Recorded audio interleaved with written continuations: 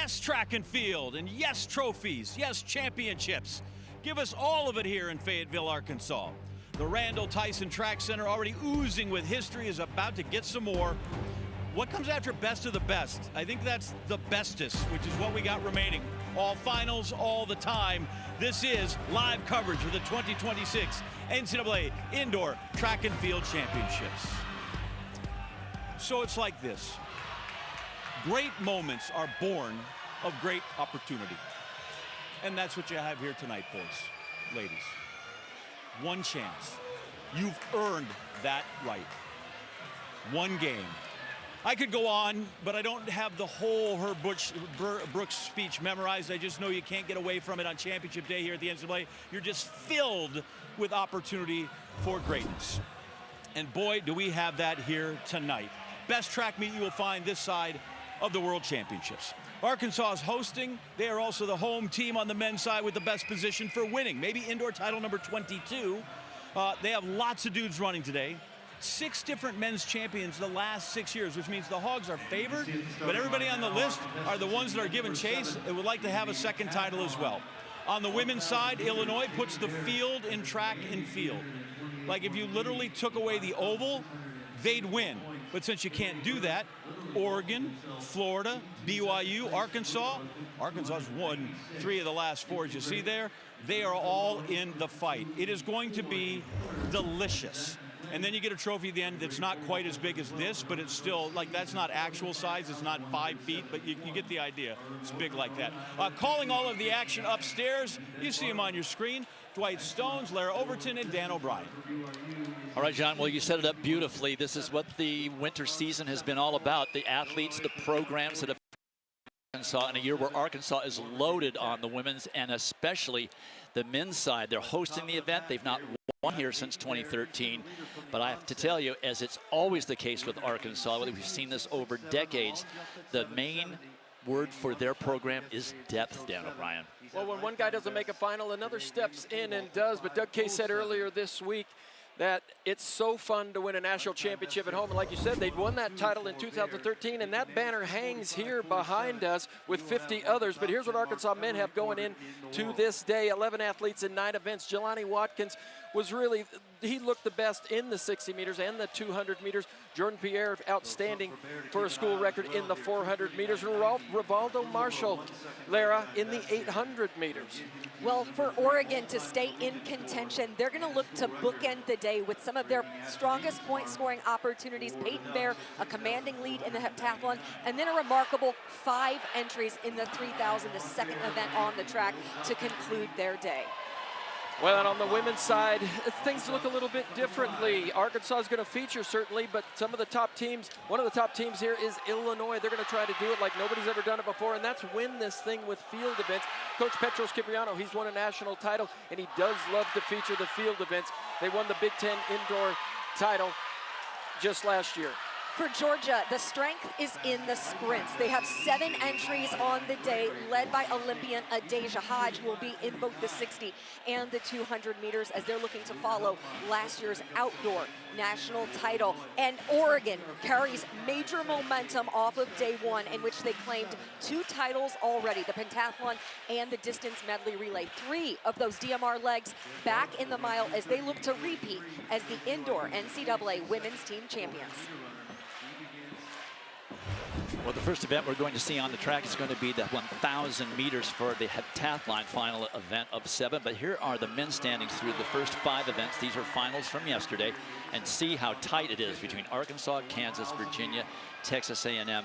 There's still lots of points to be scored. 12 event finals to run today between the field and the track. There is the prohibitive leader, Peyton Bear, the junior from Oregon. He is 328 points ahead in this heptathlon. He's had a personal best in nearly every event. So it's a sure 10 for Oregon. And Bear going for the school record, a record held by Ashton Eaton. When set, it was a world record. That's how good his performance has been over these 2 days.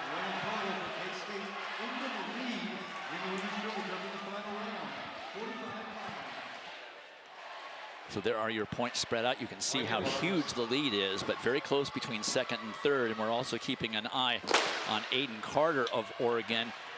He can move up from his current 9th place position into the top 8. He'll be able to score points for the Ducks.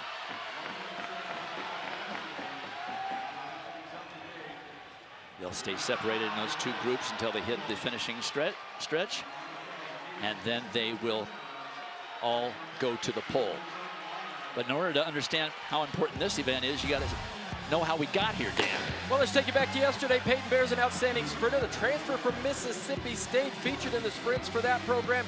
And here he is flexing his best event, 6:67 in the 60-meter dash.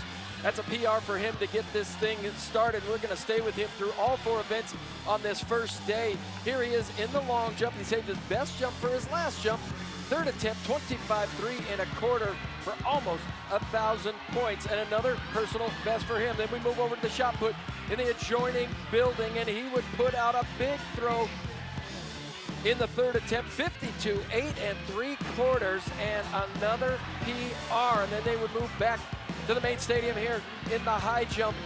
He'd get over 6'8" on a 3rd attempt for 831 points, just 1 centimeter from his all-time personal best.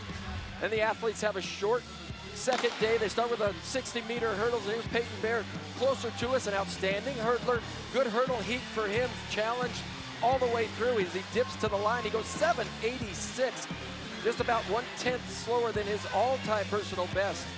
And in the pole vault here, the 6th event of the competition, he's shown a lot of improvement, and he goes over 5:07, 16 feet 7.5 for a personal best. So Peyton Bear is absolutely rolling, and to take down Ashton Eaton's school record would be a huge accomplishment. He would have to set another personal best to do so, but not by a lot. He's run 2:41.02. He needs to run 2:39.90. And he's well back in the pack, but again, it's about the points you're scoring for the time you've run. That's Luke Pelkman's, the freshman from Illinois, who's out in front by a long ways, along with Ryan Gregory of Long Beach State. Go 49ers. Here comes Peyton Bear into his sprint. He's moved into 3rd place in this event, but we're really watching the clock to see if he can crack that 2:40 mark and have a shot at the school record. It's going to be close, and he's digging hard. He wants it. He's going for it. 2:38, 2:39. It's going to be very close. 2:39.90 is what we're fixated on for that school record of Ashton Eaton's, and he got it by 36 hundredths of a second, scores 6,503 points, cracks that 6,500 barrier, and puts Ashton Eaton 2nd on the all-time list in Eugene. Well, and not only was that school record, he was also going for a top 10 score in the world. He needed 2:45.47 to score over 64.37, and he has done that as well. And look at the emotion. You know how much that meant to him. A couple of really solid days for him. Well, he left it all out there. There's no question about that. A great 7 events for the junior from Oregon.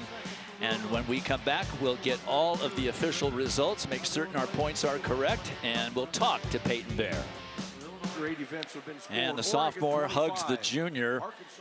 Aiden Carter staying in 9th place, so no points there, but 10 huge points for the Ducks from Peyton Bear, who becomes number 6 all-time world in the heptathlon with that 6,503-point total. Kenneth Bird of the Louisville well back, but gets 2nd by 12. And then look at Illinois, 3rd and 4th. So that's 11 points for the Illini out of the heptathlon, but we're looking at them on the women's side more than the men's side. And now it's time to go downstairs. Hopefully he has recovered. John Anderson has our champion. Dwight says hopefully he recovered. Where are we in the recovery? You've had about 3 minutes. Yeah, it's starting to sting a lot in my legs. Feels fine after about 30 seconds, but 35 minutes in, it starts hurting worse. Okay, 6th all time. Sounds cool. I think it sounds way cooler. I broke Ashton Eaton's school record. How does that sound to you? Sorry, Ashton. It's crazy. He's one of our biggest role models, so to be able to come out here and beat him was something really special. Finally, let's just talk about the 2 days. So many PRs. Yeah. What enabled this kind of performance? I transferred this year. I think that's had the biggest impact. change in training style, and just being closer to family. It's been a good benefit for me. Goes from Starkville, goes to Eugene. Same thing, different colors still. Peyton Bear's your champ in the Hep here indoor. Congratulations. Thank you. Appreciate it. Dwight, run 'em. All right, John, thank you. And we are now ready to get on the oval and start with some races as we look at the women's team standings after 5 events, 12 remaining. Illinois, all field event points, has scored 30 on day 1. Oregon, 10 points back at 20, but they have a ton of entries on day 2. Florida also lurking, as they always do, as we get ready for the final of the women's mile. 10 athletes qualifying through from yesterday. They're in a meet record by Maya Ramsden from 2 years ago, and Riley Chamberlain has the season best. She is in this field. As we take a look at Oregon's Wilma Nielsen, one of 3 Ducks in this final. She anchored their DMR to a title yesterday, and she is the defending champion in this mile event. You know, these Ducks are going to pack together, rely heavily on one another in what is one of the deepest, most talented mile fields we have ever seen at an NCAA championship. And we look to BYU with their scoring chances, and Riley Chamberlain, who is the collegiate record holder in this event, looked really smooth in qualifying. She's been incredibly sharp, coming off an impressive 4th place finish at the NCAA cross country championships last fall. Bila Jep-Karui has incredible experience in this event in particular, 2 years removed from a runner-up finish at the NCAA indoor championships. Huge scoring opportunity for Oregon with 3 finalists.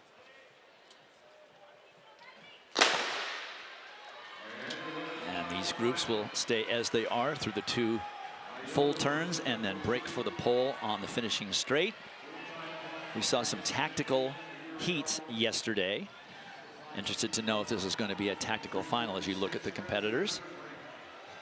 Note the 3 Ducks in the field. You can't miss them with that bright yellow jersey.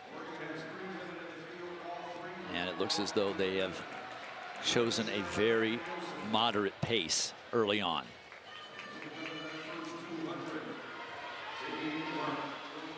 And although those Oregon athletes are doubling back off an incredible effort in the distance medley relay from last night, the instruction from Coach Shalane Flanagan was 1 event at a time. Everyone is strong coming into this event. Let's just focus 1 at a time. And that distance medley relay was so fun for those athletes to really help them from the team standpoint. You can see Bila Jep-Karui getting a little bit anxious, starting to move to the outside, well outside. That is Rosemary Longisa of Washington State, who had the fastest qualifying, was one of the fastest qualifying. He won her heats, and she looked nearly effortless in doing so.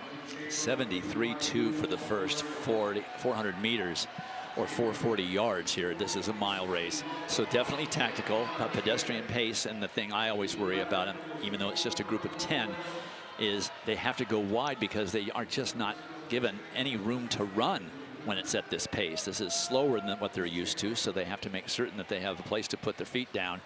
And unfortunately, we have seen a lot of really bad crashes and a lot of hopes dashed when races go out this slowly. You're seeing in the all-white there, Gator on the front. That is Florida freshman Claire Stegall. She anchored their distance medley relay last night, split 4:28 on that leg to help the Gators to a 4th place finish.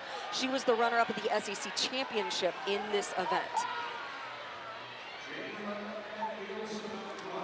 Nielsen on the rail, Chamberlain on the outside of lane 1. You can see a lot of fighting for positioning there on the outside. Jep-Karui now moving out into almost into lane 3, well outside of Riley Chamberlain in lane 2, trying to get her position. And we mentioned that she has been the runner-up in this event before, so she has great experience, but she looks even better than she was in 2024 after missing last outdoor season. That was a 75.8 440 yards, so very, very slow at this point. Lots of run left in these. This first half mile has just been an extended warm-up for these women. At some point, someone's going to make a move. And with this field, everyone has a strong kick. I think that's one of the risks you run, is it's difficult to say I can rely on closing speed because everyone comes in boasting that, given this field of competition that you have. You can see the turnover has quickened a bit. Claire Segal staying out of trouble there in the all-white for Florida. Chip Karui of Oklahoma State, they're in the orange jersey. Longisa has already run a mile out there in lanes 2 and 3. Now this comes down to when someone makes a move, immediately responding with zero hesitation, because someone is going to, and if you hesitate whatsoever, you run the risk of running yourself out of contention. And it's about to happen now. 2 laps remaining. They're averaging right around 75 seconds. That at least was 71.8 the last 440 yards, and you can tell the turnover is quickening. Oregon athletes are going to have to get themselves in position. Look at how wide they have to go to do that. Riley Chamberlain has done a great job. This is where you see her racing experience coming into play, because she has been out front. Even though it's been a slow pace, she's forced everyone to run this her way. Juliet Cherubit with Riley Chamberlain at the bell.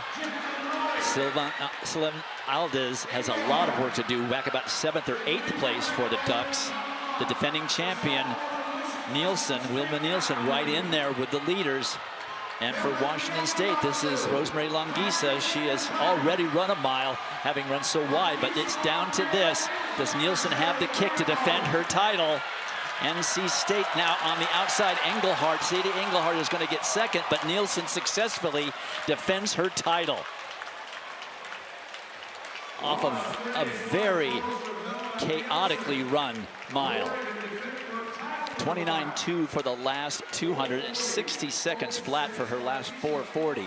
And this is why Coach Schling Flanagan said coming in, her racing skills are excellent, and that goes back to her 800-meter ability. It's really just been in the last year that we have seen Wilma Nielsen commit to the mile, and this is the result when she does. Look at how she shifts gears with authority, charging down on the turn, and Longisa is giving everything she can, ties up a little bit. Nielsen has that strength that she can draw upon as she successfully defends. This is now the second title in less than 24 hours, as Nielsen anchored that distance medley relay last night, follows it now with yet another indoor mile championship. Oregon finished 1st, 6th, and 8th for 14 points. They knew they were going to get points here, and they got a lot of them. Nielsen successfully defends for the first time since Susie Favor did it at Wisconsin in 1989 and 90, and she is downstairs once again with John. Oh, we're back. Thank you very much. Sometimes they get really tired, and here we are.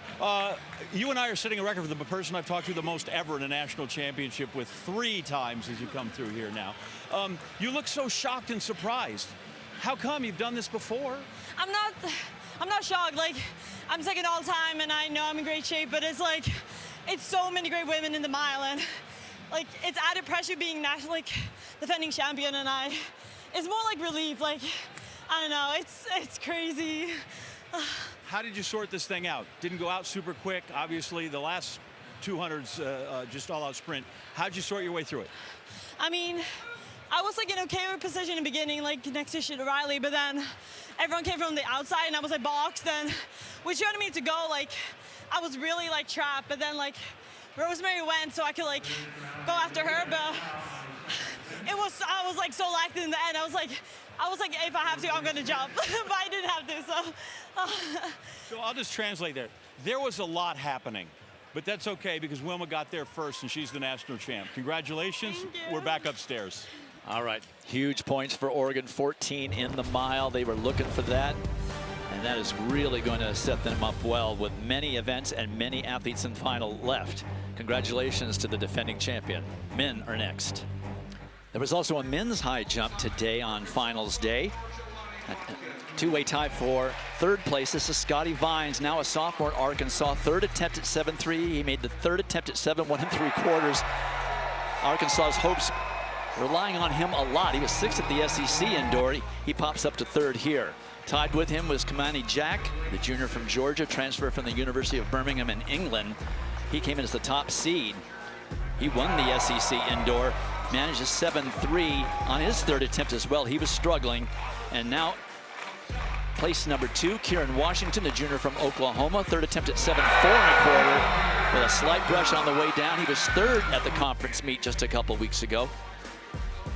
But the winner on misses, Tito Alofe, the junior from Harvard. This his second attempt at 7-4 1/4, and that's the reason he won it. This is a personal best height. Came in ranked 12th and almost clean on that one. And with that Harvard school record for Tito Alofe and 10 points for the Crimson. Alofe, Washington, Scotty Vines improving every week, scores points for the Hogs. And after 9 events, there you can see 25 for Oregon, 6.5 or 5.5, I should say, instead ahead of Arkansas. Then Virginia and BYU tied. It's very, very tight, but a lot of events remaining, including this one, the men's 60 meters. Christian Coleman, former world champion, has the meet record, and Kinsola Ajayi of Auburn, best in the country this year. But this man, Jelani Watkins, he will have the whole house behind him. Top qualifier from yesterday's heats, transfer from LSU. Well, he got a dynamic start yesterday, and Coach Doug Kay said, I just want him to put it on repeat. Give me that same start, same run from yesterday. He broke the Arkansas school record with that qualifying run, which was held by Jordan Anthony. And what's interesting, he's only been here since January, and that was the same program that Jordan Anthony was on. And then just next to Jelani Watkins, there's Israel Okon, the sophomore from Auburn. And then right next to Okon is Kanyensola Ajayi. So you got 2 teammates, but then down on the inside in lane 2, Malachi Snow did not get a great start in the 60 meters. But talking to the coaches at Texas Tech, they said sometimes he gets his hurdle start and his sprint start mixed up. You got to be very patient in the hurdles with a 7 stride, and here in the 60, you got to just be a little bit quicker. And you can sometimes just flub those up in your brain, get a little bit too casual, a little bit too patient in the 60 meters. So he's got to turn on the sprint start here today.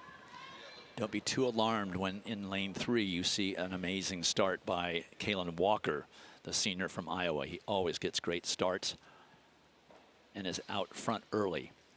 There's Jelani Watkins on the right, Okon in the middle, and Ajayi on the left in lane 6.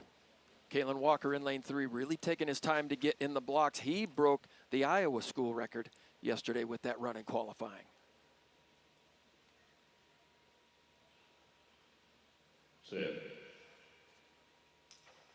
Ooh, I saw movement.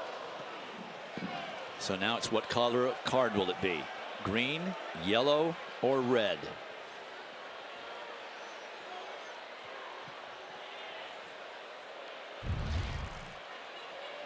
Well, I actually thought I heard a click, like a misfire of the gun, before I saw any movement. So there's the green card from the official. We're gonna get a restart here. And Watkins was really the only sprinter who really pushed out of the blocks. The rest of them just fell forward, so they didn't waste a start. So as if there isn't enough tension down there on that straightaway, as of course they all take as much time as possible to get back to the blocks, refocus, go through the elements. And the gentlemen from the SEC are a little bit familiar with this, as their SEC final was littered with 3-4 callbacks. And Kanyensola Ajayi, he was the guy who seemed to manage it the best and come away with the SEC title. But yes, back to the routine. Step behind the blocks, let them call you 2, and go through your entire start routine again.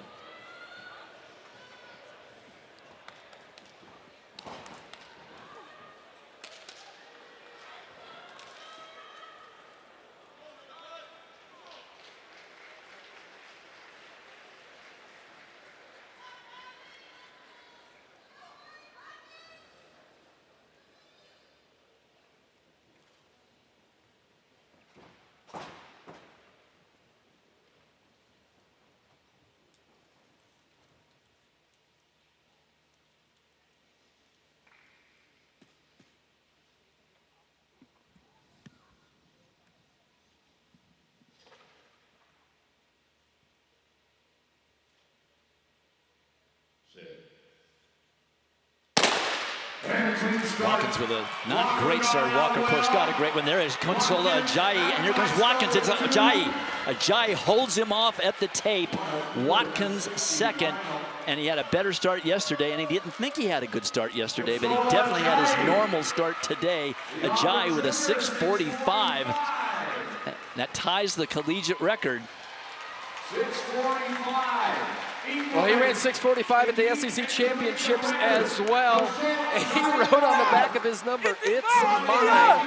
That ties the collegiate record. A couple of really good races back-to-back for Kenyon-Sola Ajayi. But a tremendous start. And these Auburn guys, if they can get great starts, that's really half the battle. Jelani Watkins made a really courageous run at the end, really turned it over and got up there for second position. But just look at the tempo by Consola Ajayi on the far left. Nice and patient, very powerful. And Ken Harnden at Auburn says that's just what we do. We don't show up to these races to run slow, we run fast. And Auburn goes 1-5. Jelani Watkins with a nice, strong second place 6:48 run. 14 points for Auburn in that. Jelani Watkins hit 8 for Arkansas, but Ajayi was telling us yesterday, don't forget about me. Everybody be forgetting about me. Well, not today. John? Yep. We are here. I don't really have to ask questions because as soon as he crossed the finish line, Kennesaw, he just starts yelling and barking and all that other stuff. But if you could, can you describe that race in 6.45 seconds? That was a great race. Yesterday they counted me out because I slept on the block. I told myself, I'm still here. Yesterday was yesterday. Today is today. Focus on the execution. My mindset is strong. I'm not thinking about people I was running with. I was thinking about myself. Where's the confidence come from? From hard work. From hard work, prayer. My coach, my family, my teammates, they've been supporting me. So the confidence comes from there. Once you have a backup, everything's going to be coming out for you. Let me see this, just so you know, it's mine. That's the confidence. And just in case you think he's a horrible speller, that means in can we trust. So there you have it. Congratulations. Dwight? Still talking. The race is over. Auburn scores a lot of points in that men's 60. He ties the collegiate record. 8 points for Arkansas. We will go on to the oval when we come back to Fayetteville. Well, let's get over to the women's triple jump. They know the triple jump here in Arkansas. They've had some winners in the past here, but this is Shantae Foreman, your national leader, the senior from Clemson. Colors are throwing me off a little bit. This is her first attempt. She's a four-time ACC champ, would send one out there, 45.3½. And she would get this competition going early. This is Tamia Washington, the junior from Texas Tech. Second at the Big 12 Indoor Championships this year. And in the fifth round, she would go 44.11½. Everybody loves these bouncy runways here in Fayetteville. This is Daniela Wabakpego, the junior from Kansas State. Out of France, she was third at the Big 12 Championship, the last 2 seasons. But she would find a way to come up with a big one on the final jump of the day. And she'd go 45.5 for a personal best and win the competition. She transferred from Iowa last season. But Wabakpego comes away with the victory. And just to note, guys, Illinois had 3 entrants in the women's triple jump, and none of them made the final, so 0 points for Illinois in that event. All right, as promised, back onto the oval. 2 sections of the women's 400-meter finals. 8 athletes over 2 heats for each. All on time. Isabel Whitaker with the meet record from last year. Ella Onojuevo has the best time in the country, put down yesterday, and she is in this field. But section 1, this is Dejanay Oakley of Georgia, unfortunately with a lane 3 draw. That's a little tough to get through all of the traffic at the pole, but she had the 8th fastest time. That's where she gets a lane 3 draw. Kaylin Brown on her outside from Arkansas, 6th fastest qualifier from yesterday. Well, keep an eye on Kaylin Brown. Certainly an Arkansas woman has won this title the last 3 years. Britton Wilson, Amber Anning, and Isabella Whitaker last year. Kaylin Brown got a slow start to her indoor season, but she looked fantastic in qualifying yesterday. But Dejanay Oakley down in lane 4, she wants to get to the front after one lap. Kaylin Brown loves to push the pace. Rachel Joseph on the outside for Iowa State. She wants to push the pace. And Rachel Joseph, just such an interesting journey, lining up for her 3rd NCAA final in a row after a little bit of a slow start her freshman, sophomore year. She got things going her junior year, and she's made consistent finals last couple of seasons. There's Oakley.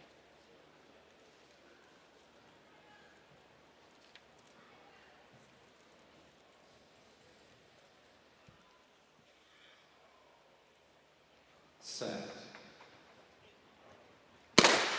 Runners will stay in those lanes through the 2 turns and then break for the pole on the finishing stretch.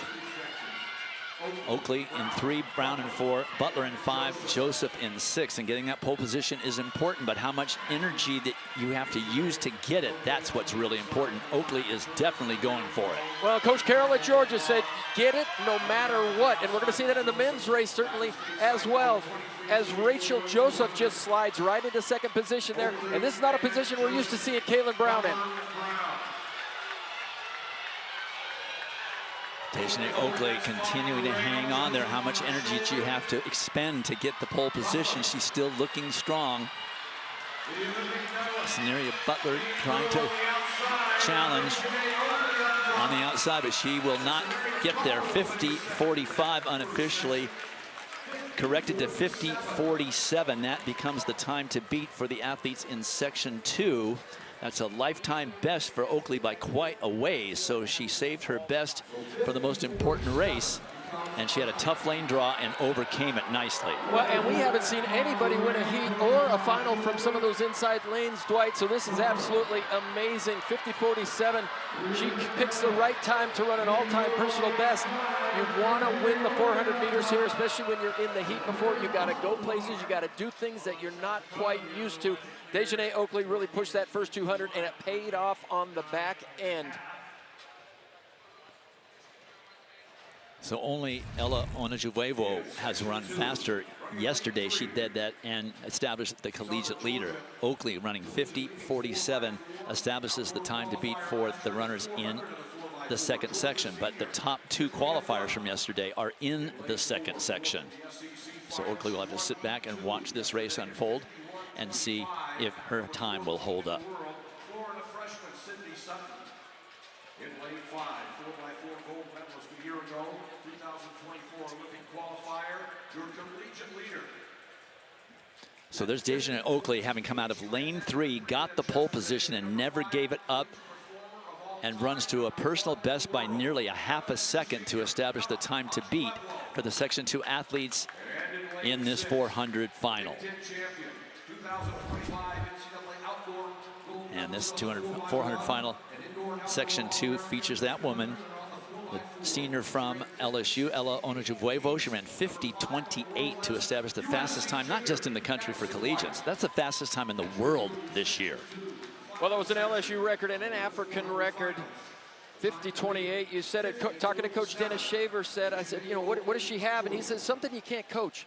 And it's that drive to be great, that drive to win. He said you can only coach them so far, and then the rest is up to you. And Ella Onajuevo has it all. There's Madison White on the outside. She'll be outside of Ella Onajuevo.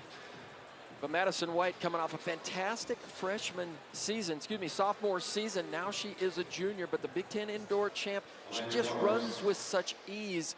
Other people on that USC team say they just stop and watch her. She's absolutely a spectacular runner. She'll be on the outside. I think she'll push the pace. I don't think Ella Onajuevo has been quite challenged like we're going to see here in this heat. Madison White only 2nd to Kendall Ellis in USC program history. There's Shekinah Foote of Georgia. Obviously big point scoring opportunities for the Dogs here, but that's a tough lane draw.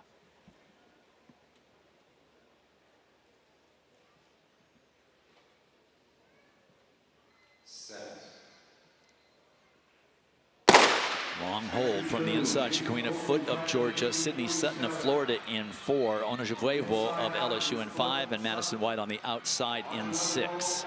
Well, we'll see if Ella Onajuevo can just replicate the run that she had yesterday. But it looks like right now Shaquina Foote is getting out front, just following Coach Carroll's orders and just get to the lead no matter what.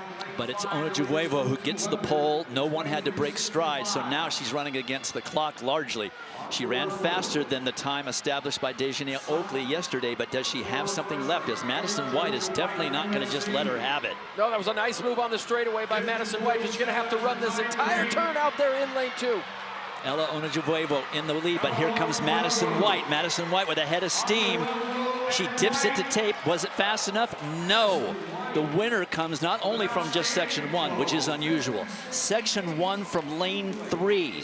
I'm betting that's never happened. Well, I'll tell you, that was an incredible run by Madison White. Ella Onajuevo looked like she just didn't quite have the pace that she had in the qualifying, but Madison White ran the entire second lap out in lane 2. Here she comes on the outside. She's got a little bit more momentum, but Ella Onajuevo, she looked over, went to it, it just wasn't quite there as Madison White crosses the line, and I was keeping my eyes on Dejanay Oakley on the infield, and she just absolutely couldn't believe it when she saw the time pop up on the screen. But outstanding 400-meter running in both heats. We're going to see some young ladies from this group go under 50 flat outdoors. So Dejanay Oakley from lane 3, section 1 wins it, and big points for Georgia in 1st and 5th. 14 points for the Dogs, and that's not unusual for a Trojan to win this thing. Kendall Ellis has done it, Caitlin Butler has done it, but the champion is downstairs with John. I do have the champion kind of finally, because I have had to ask Dejanay to stay before for the second heat, and then somebody wins and clips her and off she goes. I'm so thrilled to be talking with you as the champion. What's it like to talk as the champion? I'm just really happy that I came on here and kind of did the same thing that my teammate did last year. So I'm just really happy that I can continue Coach Carroll's tradition of just winning the 400. Yeah, we talked about how difficult it is, whether it's on your own team, whether it's in the SEC, or whether it's against everybody in the nation, because you kind of have to encapsulate that. Why was today your day? Today was just my day because I've been having a rough season. First, I was getting sick a lot that no one knew of, and all my teammates and my coaches were just there trying to push me and help me get better. So this was the first time I've come to and felt fully myself and ready. So I was just I'm gonna give it all, everything I have. This is my last indoor meet. I'm just gonna give it everything I have. And I'm shocked. Tell me again, you like lane 3? Yes, I love lane 3. Lane 3 might be my favorite indoor lane ever. Yes. Dwight, we have a unicorn, a champ who loves lane 3. Back upstairs. Well, that certainly it explains it, because I don't think it's ever been done.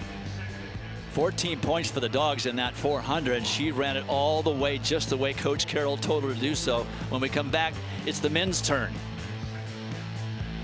You think if you're a program that comes to Arkansas for a national championship meet that you might be a little intimidated when you walk through here and see 51 national championship trophies? Well, that's just the point. Coach Doug Case told us exactly why they do it. There's a reason we put those 51 trophies out there. It's pretty daunting. It's cool. It's it's inspiring to our team as well. And this is a great place to have a track meet. The track, the facility, the warm up, everything is awesome here. It's the best of the best. And we hope that everyone comes in here and performs the way they want to perform, and we just have an overall great track and field meet.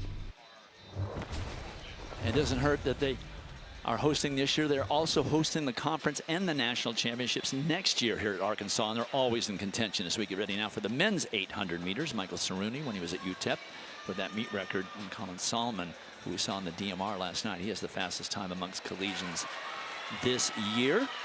Not just this year, he has the collegiate record now, but the second fastest man on that list is Handel Roban from Penn State. He's clocked 1:44 on 2 different occasions this season. He appears coming in to be the guy to beat, but a couple of Razorbacks will be in that conversation as well. The message from Coach Doug Case to both Rivaldo Marshall and Tyrese Taylor is do what you did yesterday. You guys both raced well. They're good racers. Rely on that. Go out and run hungry.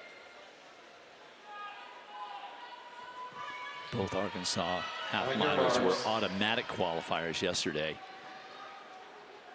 Rivaldo Marshall was a time qualifier in the conference meet, almost didn't make that final. So I'm sure he learned a lesson from that. 3 top runners on the outside, 5 on the inside. They'll stay in those groups until they hit the finishing stretch. Worth noting as well, 3 Penn State athletes advanced to the final. They were up for the NCAA Indoor Championships, 3 of those advanced. Hando Roban leads us 225-40. Roban setting the early pace. In talking to Penn State coach Ryan Foster, he said that Hando is so determined because he's been close. He's been in these NCAA finals, and he's seen how difficult it is to win. Rivaldo Marshall right there on the rail, next to Peter Narumbe of Texas A&M. Worth noting, Rivaldo Marshall does have an NCAA indoor 800-meter title to his credit from 2 years ago. Not exactly a blistering pace at 52.08. Everybody pretty much in it. Roban continuing to lead from the gun. Now Tyrese Taylor getting himself in a position to score for Arkansas. They're 3rd and 4th currently.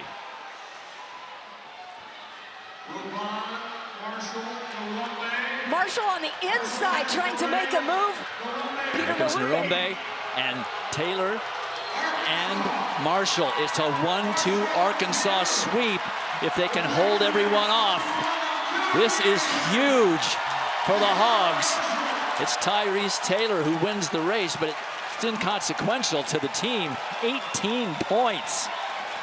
They knew they were going to score well. I'm not sure if they were thinking they'd go sweep in the 800, but they just did. When you are so confident that you can play to the crowd and bring your teammate along to a 1-2 finish, what a statement from the Arkansas Razorbacks. Tyrese Taylor has incredible 400-meter speed that he is able to drop on a decisive kick to the front. Rivaldo Marshall on the right, Tyrese Taylor on the left. He got the title. You know what? I don't think they cared who went 1-2. It was just the fact that those were the guys that went 1-2, and the significance of what this means for Arkansas and the opportunity that these guys have. They came here, both came to Arkansas wanting to make an impact, wanting to leave an imprint on this storied program. That'll do it right there. Lost in the shuffle was Alon Clay getting 3rd and Penn State getting 3rd, 7th, and 8th. But it's all Tyrese Taylor and Rivaldo Marshall. Doug Case has got to be very pleased with that outcome. John?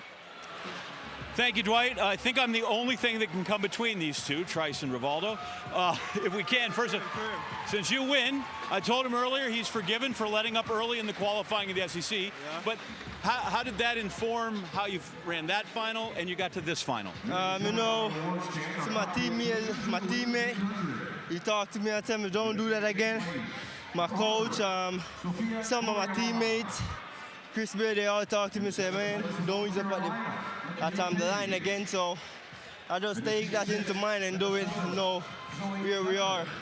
Rivaldo, describe what it's like to come down that last 40 meters with your buddy, knowing you're going to finish 1-2 and probably win a national championship. I mean, with 150 to go, when I made my move, I saw him go on the outside, you know, and then that's when I know, hey, I got to go as well. And once I get in the home straight, and the home crowd is cheering us on, and it's 1-2, this is something we've been planning since last year when we found out NCAA was going to be here. You know, we've been telling ourselves each day that, hey, we want to get 1-2. Yeah. Arkansas never done that in the 800 before. And, you know, and we came out here and make history. And now you each got a national title individually. Oh, I mean, you know, he won. You know, I already have a national title. You know, I'm really grateful for him.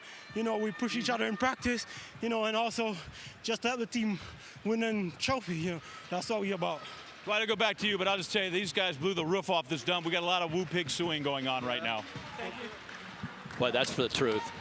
He buried the lead for me. Arkansas has never won this event. and they sweep it in 2026 at home en route to what might be a national title at home for the first time in 13 years. We saw the men's shot put. Let's take a look at the women's shot put. Here's Nina Indubuisi, the junior from Georgia, on her 4th attempt. She would send one out there, 59 feet 7 inches, just short of 60. She was 4th at the SEC Indoor Championships, 5th at this meet last year. This is your national record holder, the defending champion, Axelina Johansson, the senior from Nebraska. In the 4th round, she would go big, 64-1 3/4. And that would be enough to take the lead. She was a 2024 Olympian. This is Akeoma Odaluga, the junior from Mississippi. In the 6th round, she would come up with a big throw. She was 4th in the weight throw earlier in this meet. Where would she end up in the shot put? 60 feet 6 1/2, and she would finish in 2nd place. But it was the national record holder, Axelina Johansson. She would miss the national record by just 1 centimeter and defend her title. All right, and with that shot put in the scoring table, it's still Illinois with an 8-point lead over Oregon, and Georgia just 2 back of Oregon. Arkansas still right there in the middle of things. Time now for the 2-section final in the women's 200 meters.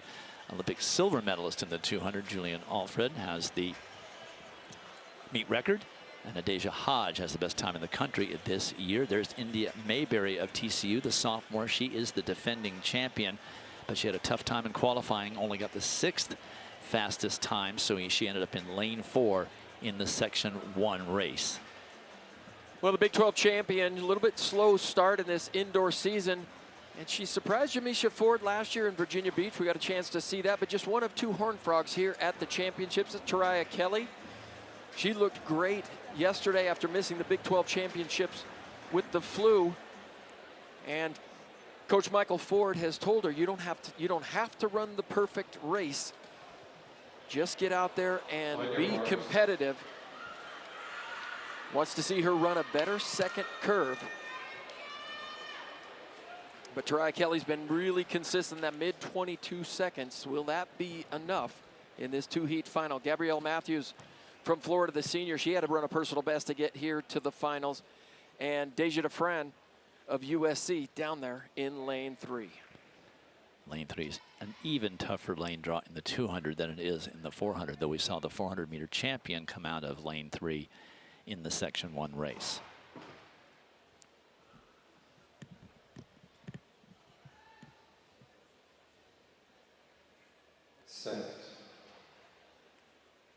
From the inside, Deja DeFran of Southern California. Then India Mayberry, the defending champion. Tariah Kelly in 5, Gabrielle Matthews in 6. Well, already you see how tight that turn is for Deja DeFran. She run on the outside of that lane 3. That's what it wants to do, is push it to the outside, but very easy race so far. Gabrielle Matthews is going to win Section 1 and establish the time to beat for the Section 2 seeded qualifiers. Lifetime best for Gabrielle Matthews, 22:55. That establishes the time to beat. Well, the Gators, she brings her best race at the right time, Dan. Well, the Gators have really performed admirably at these championships. SEC Indoor Women's Team Championships. Gabrielle Matthews, the senior, getting it done there on the outside. Look at the concentration. Trying to relax, continue to use your arms all the way through the line.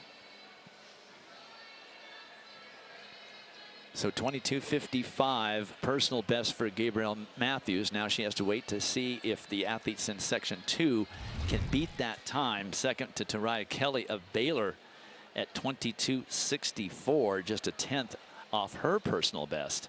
And then the defending champion, India Mayberry, down there in 3rd.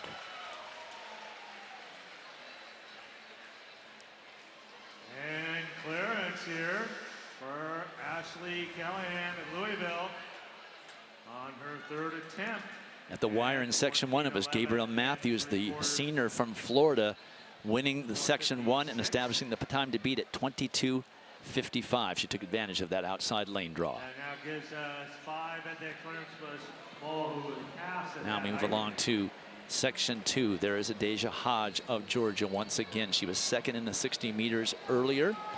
She had the top time amongst qualifiers yesterday, lowered her own world and collegiate leader to 22:28 yesterday. She is undefeated at this distance amongst collegians, 4-0 in 2026. A year ago, third in the SEC final, 122.62 this year.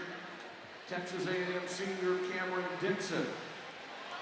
In lane 5, the runner-up in the 60 final earlier. Well, there's Jamesia Ford, and we've seen this before, certainly.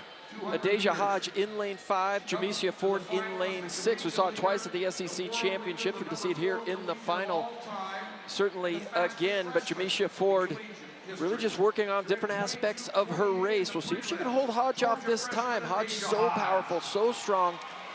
And the instruction from Coach Carroll at Georgia, be a dog, try to win everything, but be strong here in the 200, and especially be patient. Adasia Hodge is so strong, she just needs to use her strength and just be patient, let the race come to her. Hodge ran that lifetime best and a world leader yesterday in becoming the top qualifier to this final. There are the lane assignments. An important race for the Georgia Bulldogs team title hopes. She's already scored 8 for them in the 60. They'd love to see her win it here and put another 10 up on the board.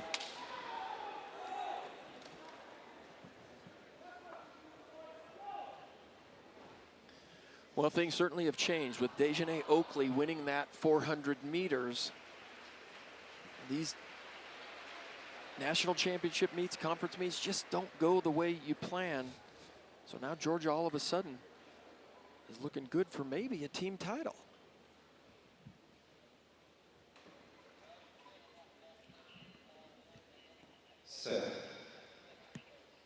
From the inside, Elise Cooper of Texas, the freshman, then Cameron Dixon, the senior from A&M, then Hodge, then Ford. 4 and 6, the reigning outdoor champion, getting out well. That's Hodge, the freshman from Georgia, lane 5. It's Adasia Hodge's race to lose. She's coming off the turn first. That's too much of a gap for even Jamesia Ford to make up, and she's pulling away 22-21. Unofficially 22-22, so another lifetime best and world leader for Adasia Hodge, but for the program, more importantly, 10 huge points for the Dogs. Wow.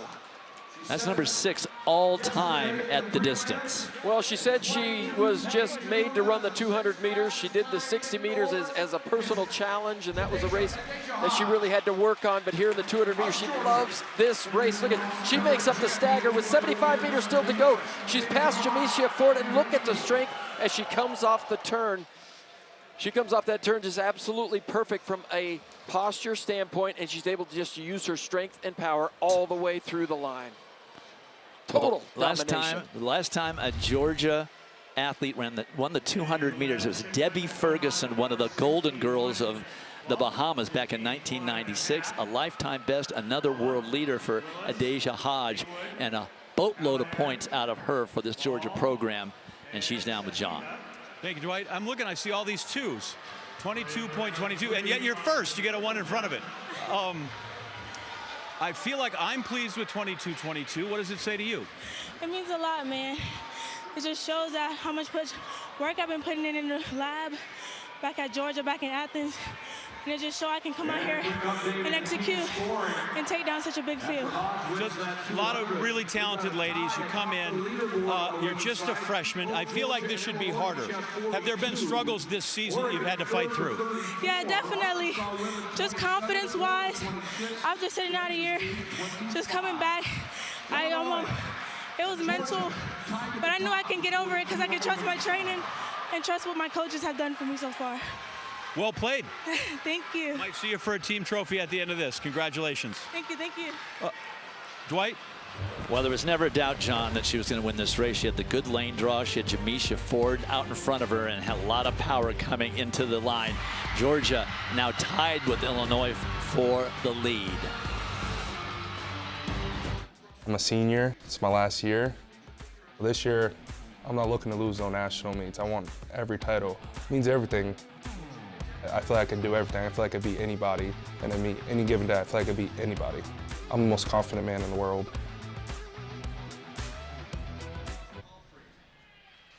Well, let's see how the men's shot put ended up. Let's start with, there's Tariq O'Hagan, Robinson O'Hagan. He's trying to go for a three-peat there, but let's start with the freshman, Ben Smith. It's a third attempt for the youngster who was second place at the Big Ten Championships, third at the USA Junior Championship. Little blood on his shirt there, and that'd be a personal best. Cade Moran of Nebraska says, well, hey, if you can get a PB, I can too. On his fourth attempt, he goes big, 66.11 and a quarter. But Oregon looking for big points here in the shot put. This is Kobe Lawrence, a sophomore from Oregon. Originally out of Jamaica, he would send one deep in the fifth round. And this would be a personal best for Kobe Lawrence, 67.3 and a quarter. He was sixth at this year's Big Ten Championships and second here at the National Championships. But this is Tariq Robinson O'Hagan, the senior. He says he will not be denied, and he won't be today. On his fifth attempt, he goes 67 feet 9 inches. He wins in 2024, 2025, and now 2026. But big points for the University of Oregon in the men's shot put. Back in Fayetteville, let's catch up on the men's team standings after 12 events. Arkansas now in dominating first place. I can almost do that math. 22.5 points. And they have another chance in this next event in the 200 meters. The men's 200-meter final, 2 sections. Elijah Hall of Houston with the meet record, 20.02. Garrett Kaland of USC ran that 20.06 at the Big Ten a couple weeks ago. There's Wanye McCoy of Florida, third fastest qualifier from the heats yesterday. Ran 20.25 for a personal best. Started his college career at Clemson, but now at Florida. Well, the two guys on the outside, this is going to be a great matchup. Amir Thompson goes in lane 6. Just a sophomore out of Arizona State University. Spent 1 year in Texas. Now he's at ASU. Coach Deion Miller says Amir Thompson, he's just not run that much indoors. And so he's really getting used to running indoors. Saw him run a nice, relaxed, a little bit tentative 200 meters to get through the qualifying. But they're going to cut him loose today. But he is the son of Marion Jones and Obadele Thompson. Pretty good genes for a sprinter, I'd say. There are the lane assignments. McCoy in the preferred lane 5 on this track. And he's got Thompson out in front of him to shoot for.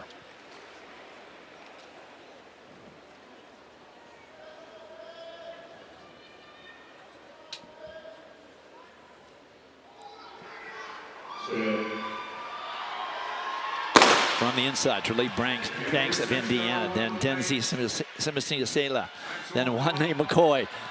In 5, Amir Thompson is pulled up. It's Wanye McCoy all by himself now. He's got to establish the time to beat. The top seeds are in the second section. He leans for the tape hard, 20:15.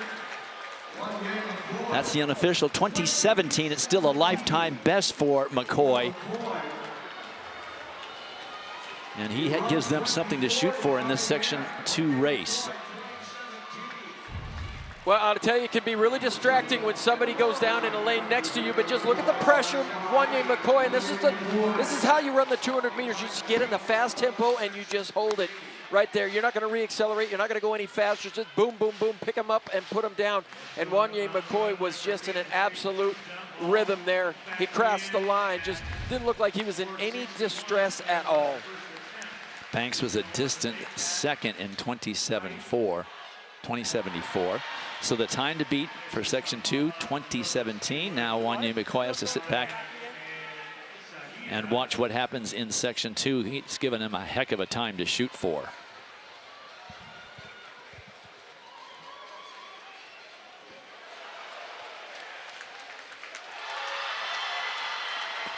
Wanye McCoy in Section 1 takes that preferred lane 5 draw and establishes a tough time to beat in 2017, a lifetime best for the senior from Florida. In lane 4, the Mountain Pacific 60 champion from Cal State Fullerton, Ian Gossman. In lane 5, He's number 1 on the So let's take a look at the men's standings after 12 events. Arkansas with a dominating lead now, 22.5 points over Oregon, with Iowa another 10 points back in third. 5 events remaining. Section 2 of the men's 200-meter final. There's Jelani Watkins, who was second in the 60 meters earlier. Big chance for Arkansas to get more points and extend their lead. He's the second fastest qualifier from yesterday's heats. Section number 2. Well, he broke the 60-meter Arkansas record yesterday, but he missed the 200-meter record by 1/100th of a second, held by Wallace Spearman. But Jelani Watkins, he's only been on campus since January, and he is doing amazing things. There's Garrett Kalin, the fastest 200-meter runner in the country this year, Big Ten indoor champion. He said he got sloppy yesterday on the straightaways, talking to his coach, Brenton Emanuel. He said that is his goal today, clean up those straightaways, get a little bit tighter, get down the middle of the lane, and run a really clean race here. We'll see if Garrett Kalin can replicate what he did at the Big Ten Championships, 2006. Kalin and Watkins were in a dead heat, separated only by 1,000th of a second, both running 2011.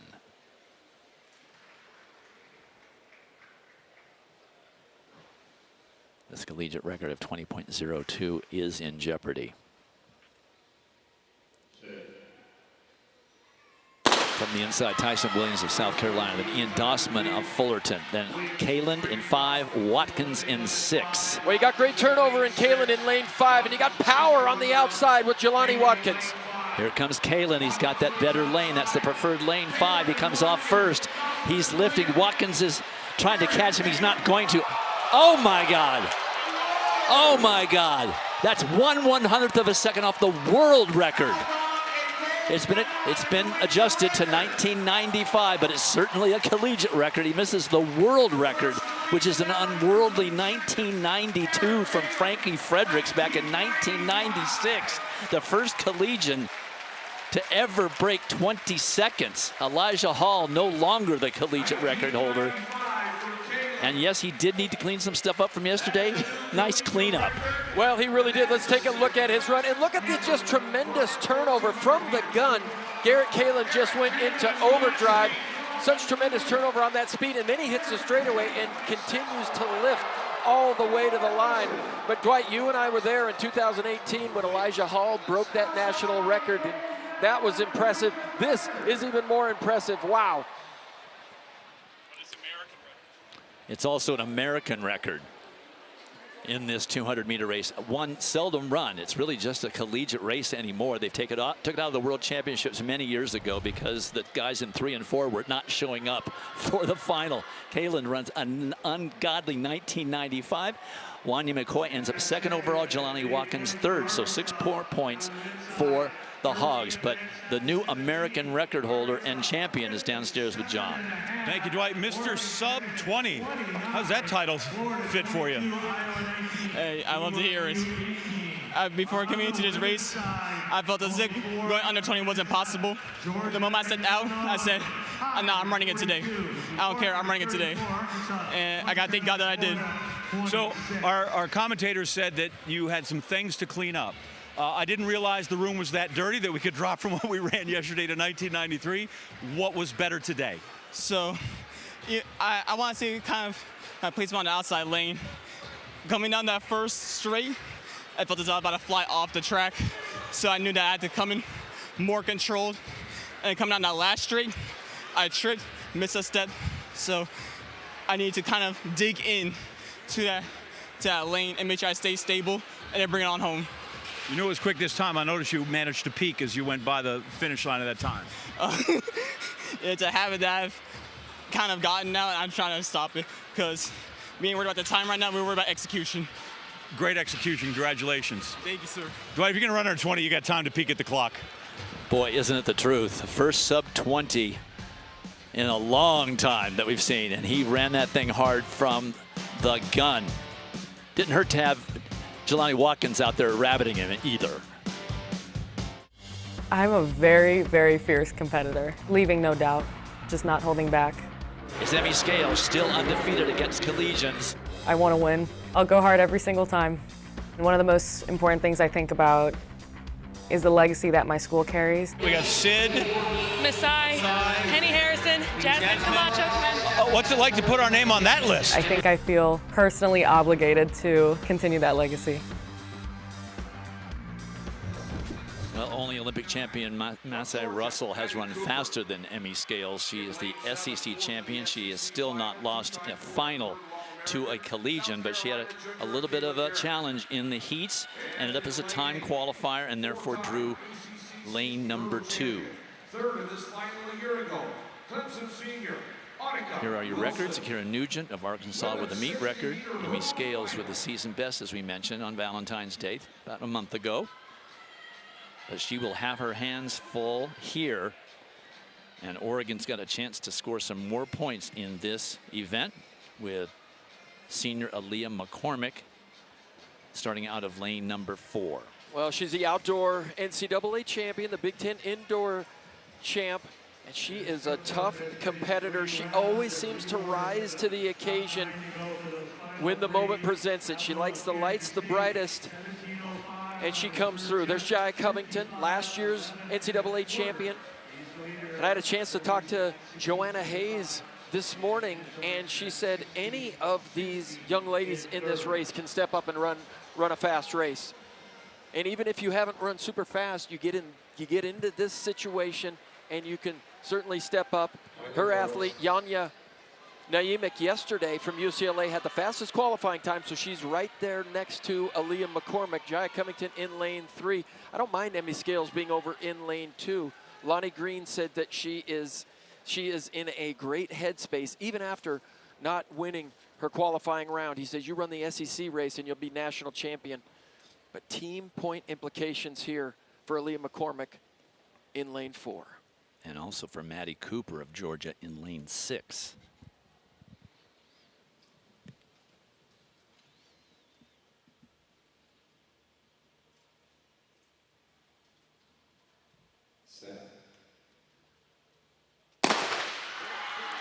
Good start for Emmy Scales there in 2, and Covington. Now here comes McCormick. It's McCormick all the way. 10 points for Oregon. And a lifetime best 786 for the senior from Oregon. She brings her best right when she needs it, and right when her team needs it. She really was never a doubt. Great start, first over the first hurdle and gone. Well, it was just hilarious this morning. Joanna Hayes said, as she talked about her own athlete, she kind of sighed when I mentioned Aaliyah McCormick, and she said, yeah, she's really, really good. She's a problem. She's going to get it done most of the time, but there you see her just cross that line. Good start, such a fierce competitor. Let's take a look at her face. Jai Covington had a good run. Emmy Scales got stuck down a little bit from her start, had to make a little bit of an adjustment to that first hurdle, but Aaliyah McCormick, such a good headspace right now. And Don Harper Nelson said, look, you're only as good as you believe you are in these hurdles, and Aaliyah McCormick is a believer right now.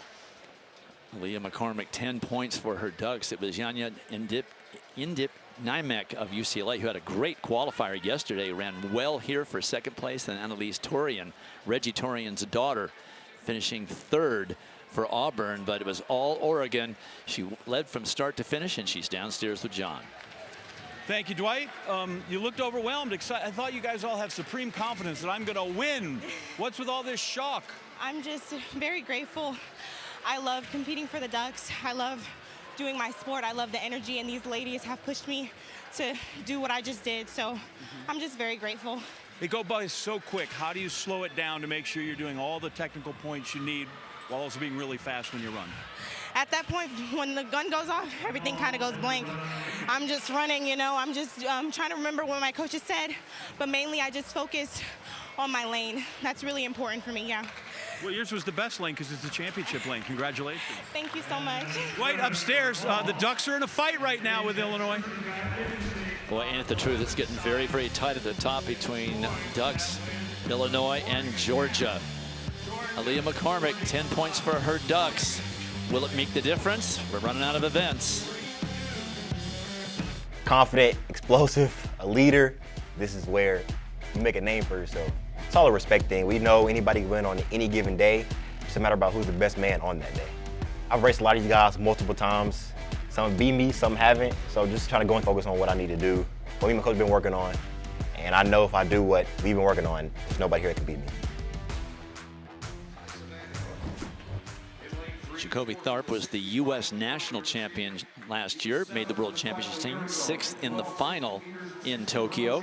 So he's had that kind of an experience. He's in lane number 4. He is the world leader and the collegiate leader this year in these 60-meter hurdles. Well, that run yesterday at 7:36 was just absolutely fabulous. He thought he got a bad start. It didn't look like a bad start to me. But he wasn't thinking about time. He's thinking about just win against these guys. He doesn't think about time. It's just match up to the guys next to you and out-race somebody.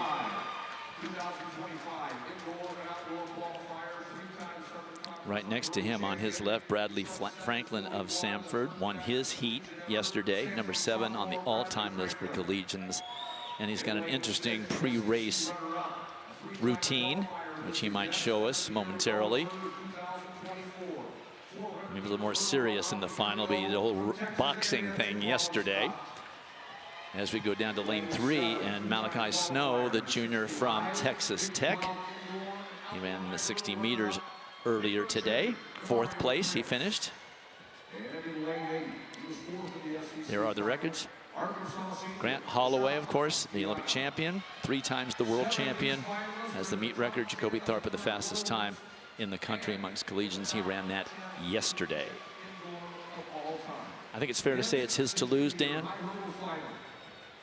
In his mind, yes. He believes he's the best runner out there. He doesn't like to lose. He thinks this is the fastest track in the world, and he thinks he has more in the tank. This field, though, is just constantly being talked about. There is his mother, but nobody has seen a hurdle field like this ever. We got more guys here under 750 than we've ever seen. And look who bookends this thing.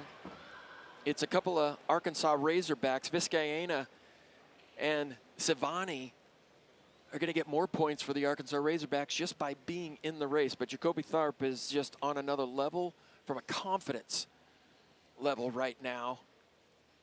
He'd be a tough guy to beat. Only Vizcaína has the time over 750. Everyone else is personal best under 750.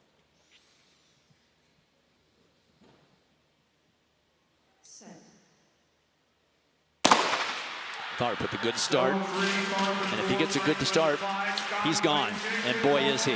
Jacoby Tharp defends his title, 10 points for Auburn. 7:32, a new collegiate record. He just took down a Grant Holloway collegiate record. Number 3 all-time world. Holloway has the world record at 7:27. Well, there was a little bit more intention as Jacoby Tharp came out of the block, saw him just stay down and drive better than he did yesterday. He said his start wasn't great yesterday. I didn't think it was bad, but today he really pushed hard out of the blocks, and it puts him in such a good hurdle position. You want to step down off that first hurdle, get into running position, and right here. And it might have even been a little faster, but he had to almost check up as he got to the last hurdle, maybe overran number 4 and had to check up. But he is just a phenomenal technician. So Bradley Franklin. But IKWT in Can We Trust? These Auburn athletes have just so much trust in their coach, Ken Harnden, and he said it before the race. He just trusted in his training, trusted in his plan, trusted in his coach, and Mother likes it. Jacoby Tharp with a new collegiate record. He was the runner-up for the Bowerman last year, and he was upset that he lost to Jordan Anthony, but now he has the collegiate record at 7:32. Bradley Franklin runs within 200 of his lifetime best to cop second. Arkansas gets 3 and 1, 4 more points. For the Hogs, it's pretty much over on the men's side, and Jacoby Tharp is downstairs with John. All right, quit doing this, because then I can't talk to you if you're doing this, all right? Okay, you're looking up at the board. Jacoby Tharp, CR 732. How nice is that? That's super nice. I mean, the plans were this year just to win and get the outdoor record. This is a huge bonus, a huge bonus. So we've got better stuff coming outdoors. Oh, yes, 100%. 100%. Okay, what was so good in this race? Because, one, you had to be, right, with this guys, but just technically, what was great about your run? Well, yesterday I said my start wasn't that great. Coach thought otherwise, but he said there's always something we could do better. My start this round compared to last, that's all it was. That's all it was. Dan Bryan saw nothing wrong with your start. By the way, watch over there. I told your mom not to worry, and she was going to be fine. Yeah. Tell me about Mom. What should we know? Man, she came out here. She hasn't missed a national championship since I've been in college, and she came out here to come see me win, so that's what I did. You haven't missed a national championship yet in college either. Congratulations, Jacoby Tharp. Dwight?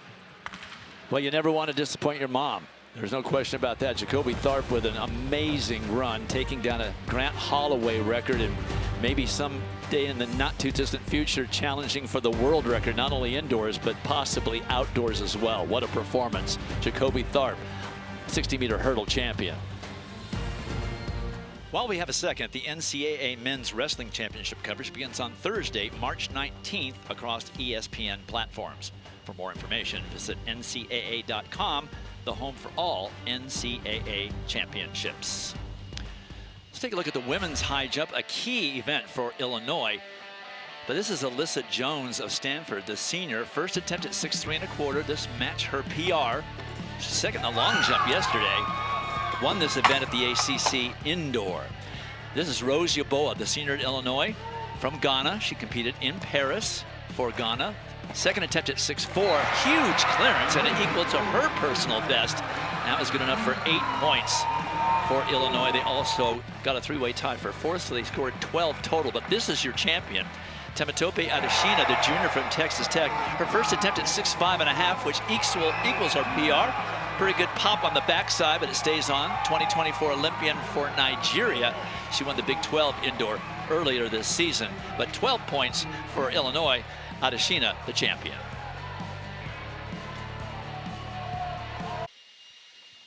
This is fabulous freshman Jane Hedengren. She's the collegiate record holder in the 5,000. She raced that event on Friday. She's coming back in this event, the 3,000, where she was the Big 12 winner.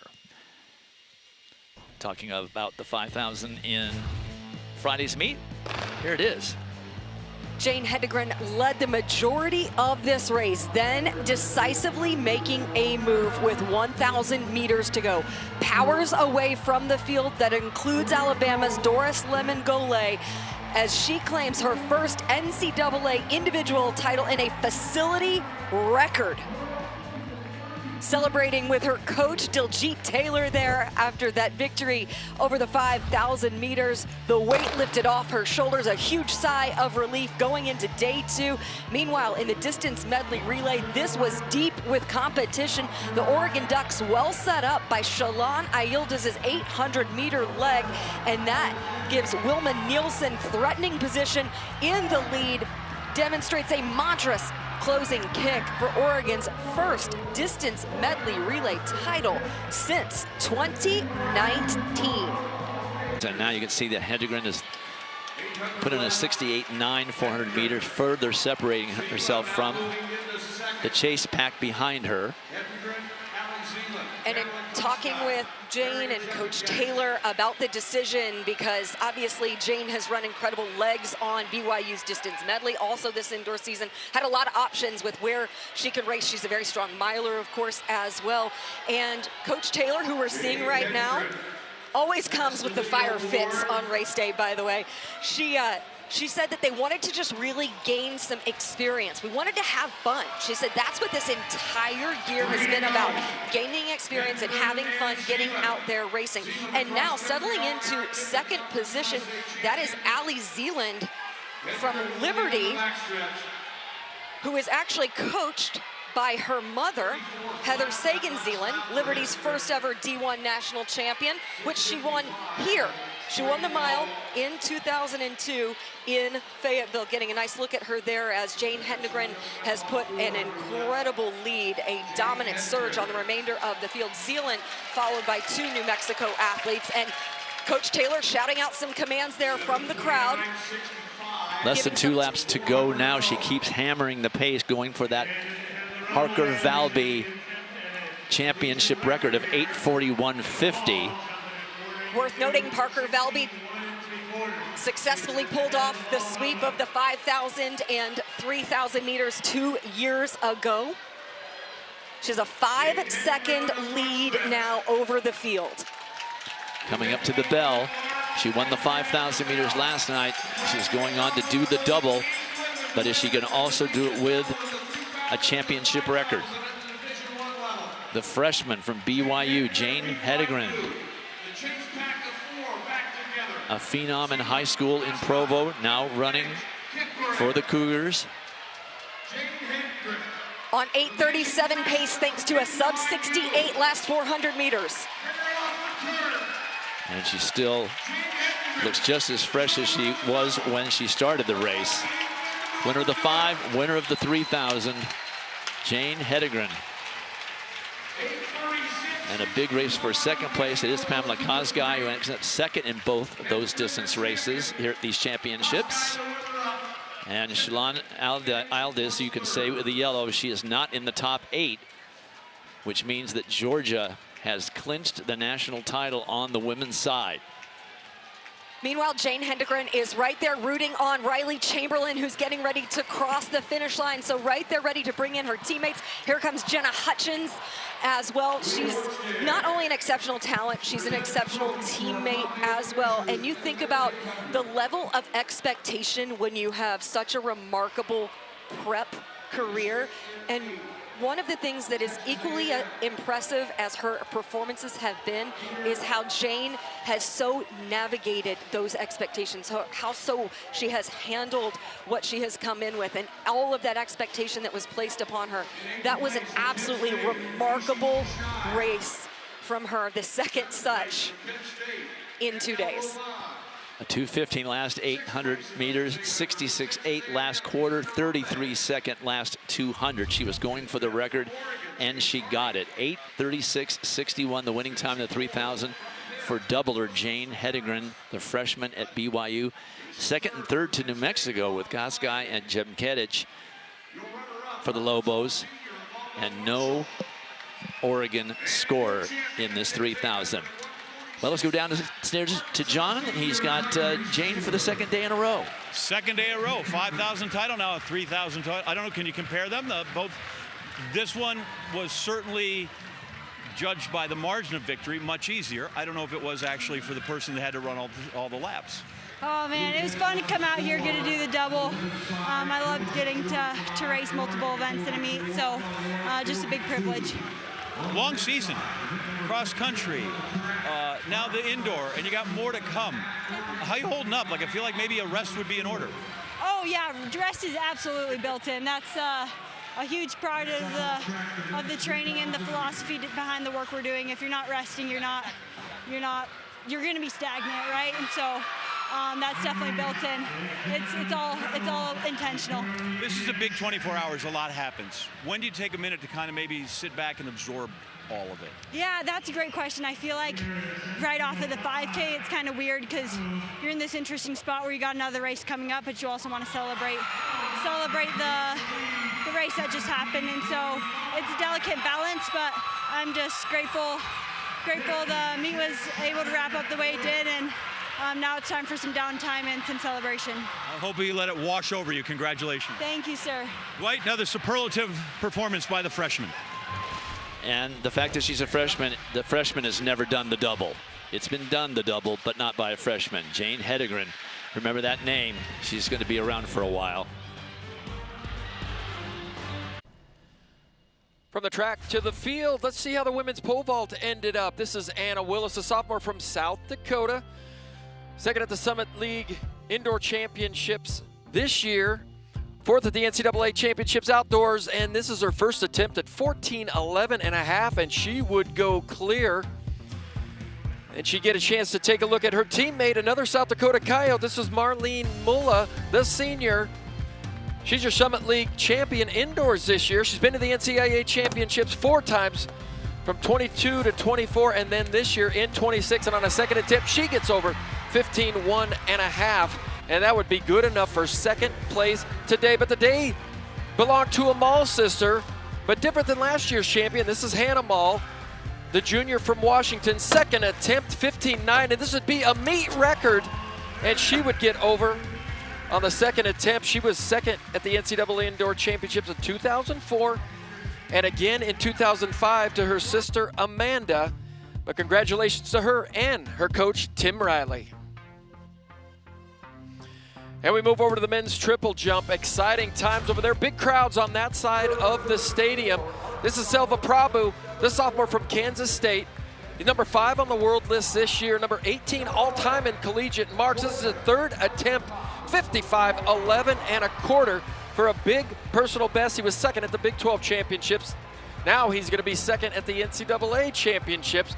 But a big Kansas State contingent was gathering over there to watch him compete. This is Kelsey Daniel, the senior, 11th in the long jump at this meet yesterday. This is his 6th and final attempt in the competition, and he'd bounce a good one out there, 54.8 and 3/4 for a personal best. But nobody, and I mean nobody, could outdo the defending champion, the junior from Texas Tech, Jonathan Ceremes, second on the world list this year, 9th all-time in the NCAA and the Big 12 champion, and now he would become the NCAA champion on his 6th and final attempt. He would win at 56.7 and a quarter, and that's a big-time personal best on his final attempt. Back to the track time now for the men's 3,000 meter final. This is Colin Salmon of Northern Arizona, the collegiate record holder at 800 meters. But he decided he wanted a challenge, so he moved up to the 3,000 meters here, even though he successfully anchored their distance medley relay last night. And speaking of that, let's look back on Friday at the 5,000 meters in the distance medley relay. Coming off the NCAA cross-country championship just 4 months ago, Heptathlon Samuel had his sights set on an indoor national title, and he would have to fend off a surging Marco Langen, demonstrating a monstrous closing kick over the final 200 meters for the first indoor NCAA title in the New Mexico Star's career. That men's distance medley relay that you mentioned, Dwight, NAU was off to a blazing pace early to challenge the field. They were, in fact, on record pace for the majority of it. They got the stick into the hands of the collegiate record holder at 800 meters, Colin Salmon, for NAU's first distance medley relay title in program history. They get the win. Arkansas Razorbacks taking second for significant points en route to their team title. A couple days ago, we had a chance to talk to Colin Salmon and try to get a sense of why he chose to run the 3,000 meters here. My coach and I decided to do the 3,000 meters because it's an event that will really challenge me as an athlete. And could I win the 800 meters? Yes. Could I win the mile? Yes. But the 3,000 meters is probably the event that I'm most challenged in and probably least favored to win. And my coach and I really took that on as like, hey, this is like a great opportunity to like grow as an athlete and really be pushed by some of the best guys in the country at that event. And can I win that event? I think so. I definitely think I can. And I just have to compete and stay attached the whole time.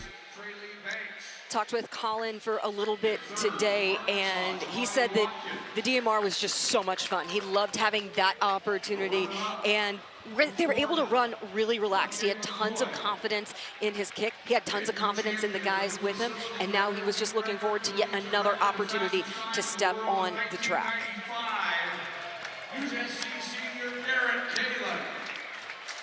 Salmon currently in 5th position, comfortably with the pace. That's Isaac Hendegren, along with teammate Taven Kitchen at 1 and 2, brother of Jane, who just won the women's 3,000 meter title. Meanwhile, Heptathlon Samuel is comfortably in 3rd. And hey, you mentioned Arkansas and the dominant lead they had. They still do have an entry in this field with Ernest Chariot, who's currently sitting in 4th position just ahead of Colin Salmon.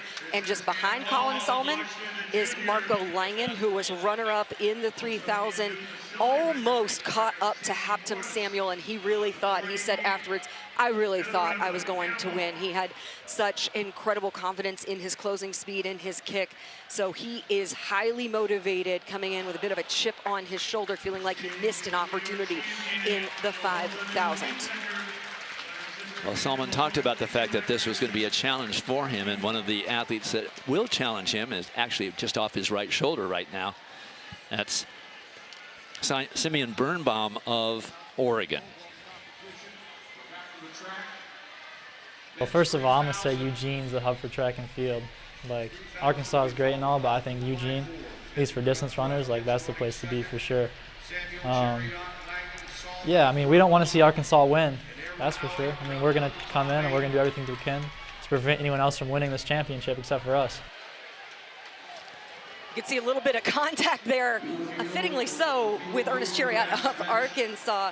And Coach Jerry Schumacher of the Oregon Ducks joked that it's a little bit like having a cross-country race on a track when you have 5 guys in one distance event. And he said they've worked really hard to get here, and having this opportunity is a lot of fun for them. He said this group, entirely led by Simeon, is really more invested in the success of the team than the individual accomplishments and individual accolades. And Simeon admitted that he was really disappointed coming off the NCAA Outdoor Championships last year in the 1500. It was a huge learning opportunity for him because it wasn't necessarily the result itself. While he was unhappy with the result, he was more unhappy with the way that he raced and the lack of execution that he has. So that's been a big point of focus for him this season. As we see Heptathlon Samuel, this is about the same point of the race that he made a big move and powered up to the front in the 5,000 last night. And Dwight, chatting with a few guys at the New Mexico program, Heptathlon Samuel won that NCAA cross-country individual title in the fall. But before he did that, the night before the race, he took the phones away from everyone on his team, told the teammates, no phones, everyone needs to be locked in, because he was so focused on wanting to be sure that there was the best opportunity and outcome for the collective team, more so than his individual success in that individual title pursuit. So not only an exceptional talent, he also is a leader of that program and wants to set an example for the rest of the group. So took him the night before, gave him back after the championship race was over. Heptathlon Samuel, the 5,000 meter champion, now hammering the pace from the front. Chariot of Arkansas right there in second.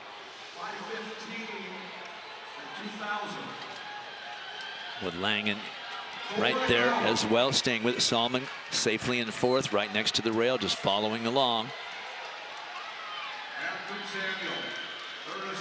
You pointed out Langen is in threatening position right now. He is one who races so aggressively and with such ferocity, as we're starting to see Colin Salmon really get in and up to speed. You can see how he's finding his form.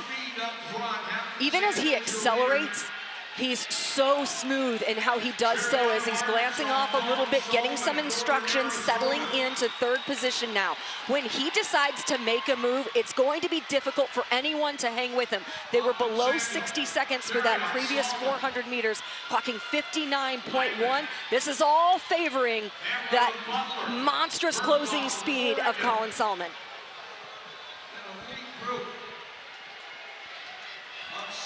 Salmon now up to second, challenging Samuel. 2 laps remaining and 6 athletes still very much in it.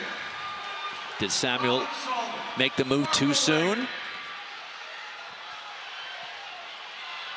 Langen is a fierce competitor. You can be sure he is going to give this group every bit of fight that he can until the finish. Samuel, Salmon, Langen, Chariot, Birnbaum, Hamlin of Butler now dropping off the back with the bell. Salmon into the lead with that 800 meter speed. Does he have another gear left? Because I'm betting Samuel does, and so does Langen. Oh, a fight there as they went into the turn. A lot of contact there. It hurt Langen. He's dropping back. Salmon now digs in. Samuel trying to get it and make the double. I think it was Samuel. I think that he pulled the double very close, and that was a lot of contact with 100 meters remaining. It is Heptathlon Samuel who wins it. It's a photo, no, it's 100th of a second difference between Samuel and Salmon.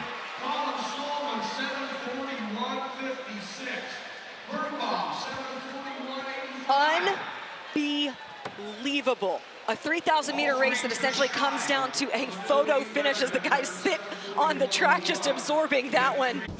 Well, Laura, we saw how close that finish was, but about 100 meters before the finish, this was going on. This is dramatic and chaotic as you see Marco Langen tries to come on the turn, and then you see Heptathlon Samuel fighting for position, trying to stand his ground right there on the shoulder. Colin Salmon has to jump over the rail onto the inside of the track to just stay on his feet. That incredibly close photo finish ends up in a result of a DQ for Heptathlon Samuel, and the title goes to Colin Salmon. So there are the corrected results with Salmon winning the title, Birnbaum second, Langen third. Here are the women's team standings with one event remaining. Georgia, with a point lead over Oregon, clinches the title as Georgia has a 4x400 team in this race. Oregon and Illinois do not. Here are the records as we get ready for section 3 of the women's 4x400 relay. Arkansas with the meet record from 3 years ago. Georgia with the best time in the country amongst collegiates this year. Arkansas has a team in this race. Starting out of lane number 5, that is Kaylin Brown. She will be leadoff for the Razorbacks. Well, all 4 of the Arkansas Razorbacks, ran in individual events. A number of other teams did not, but Kaylin Brown, she was 7th in the 400 meters. She'll pass to Annalise Batista, who was 3rd in the 800 meters, and Georgia will lead off with Shaquina Foote, who was 5th in the open 400 meters. There are the Georgia Bulldogs. They will start in lane number 4. There is Shaquina Foote.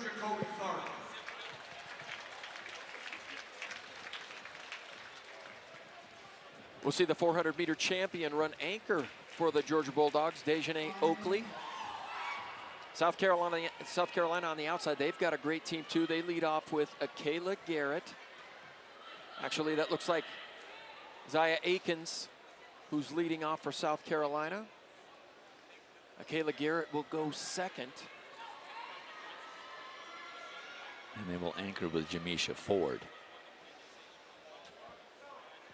Currently the time to beat established in section 2 by Texas at 3:28.01, but that race is under review for a possible foul and a disqualification.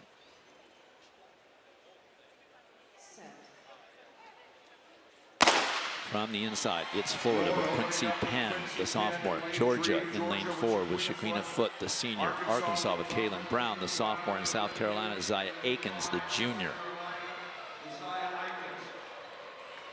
Well, Arkansas won this title in 2022, 2023, 2025. They have just such a great history and a legacy in the 4x400 meter relays. Here's Zaya Akins getting out to an early lead. So South Carolina in the early lead. Here comes Kaylin Brown for Arkansas. This is a track that they train on every day during the winter. Georgia continuing to hold her off. Shaquina Foote running a strong leg for the Bulldogs. Looks like South Carolina is going to pass first. And for South Carolina, Akayla Garrett. For Georgia, Skylar Brazel. And for Arkansas, that looks like they've switched to Sanu Jallow. She was supposed to run 3rd leg. Well, Sanu Jallow was 2nd in the 800 meters, but a good leg there by Zaya Akins, 51.5 if you want to get that split. But here's Akayla Garrett. She can hardly wait to get outdoors to run those 400-meter hurdles. She's holding everybody off right now. Look at her put her head down, try to find some pace. South Carolina, Georgia, now Arkansas coming up. South Carolina is going to pass first. Jamisha Ford on anchor, but Arkansas looks like it may have gotten the lead. Yes, A good pass and a good bit of sprinting. And this may be Annalise Butler.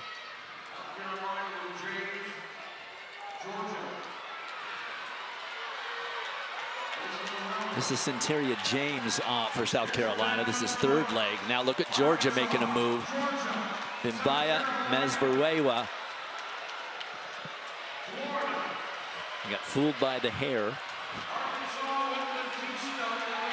Crowd loves the fact that Arkansas is in front.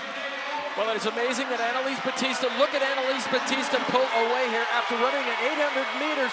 Third place in that. Look how strong this finish is by Batista.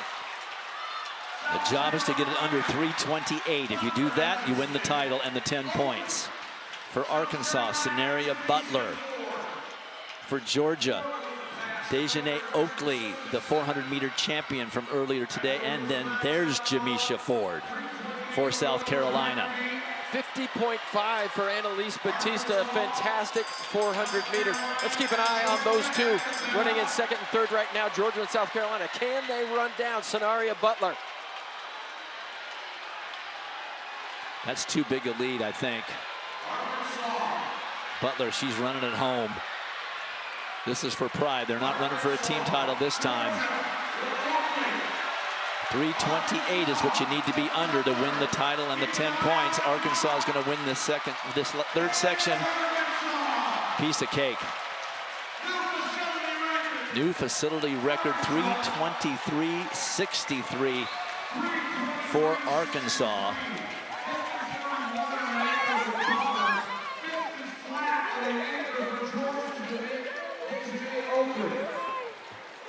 They already have the collegiate record at 3:21.75 from 3 years ago. Well, the Arkansas Razorbacks on the women's side been so dominant in the 400 meters, and just as a point of pride, they're going to put 4 great runners out there, and to win that 400-meter relay, 4x4 relay at home, you know they're going to give it everything they absolutely got. But Annalise Batista really created the gap for Scenaria Butler. And Scenaria Butler was 4th in that open 400 meters, and that you're absolutely right, Dwight. That gap is just too big, and Dejanay Oakley ran 50 flat on that final leg as well. But the Razorbacks at home just too strong. Second fastest all-time, fastest non-altitude for Arkansas. So they take the title at the 4x400 relay. Georgia ends up second in the race. This extends their lead and extends their team title total to 53 points. South Carolina ends up in third place. So congratulations, Arkansas. Collegiate leader, second fastest all time in the 4x400. And when we return, it'll be the men's turn. Back in Fayetteville, Arkansas for the final event of these championships. There are the team standings after 16 events. It's another runaway for Arkansas. Oregon 28.5 points back in second place. Here is the meet record, USC from 2018, and the season best South Carolina from a month ago.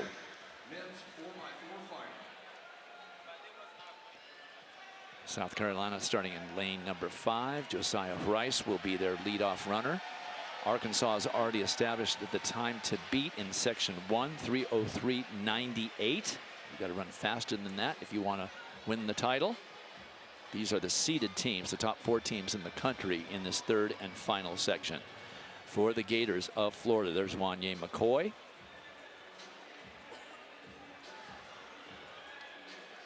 Florida really loading up. Wanye McCoy goes first, bronze second. We'll see Horton Mims, Jaden Horton Mims on that anchor leg. South Carolina, though, has been the fastest team in the country all season long, and they go sophomore, junior, sophomore, freshman, so a lot of youngsters in South Carolina. They had a lot of individual qualifiers here at these championships. Give these young guys an opportunity to come to the NCAA championships, see what it's like. Show them this is how you win at this level. And I promise you that South Carolina men's team is going to be a contender in the next season or two. Season best go from 3:86 for South Carolina to 3:02.46 for Tennessee.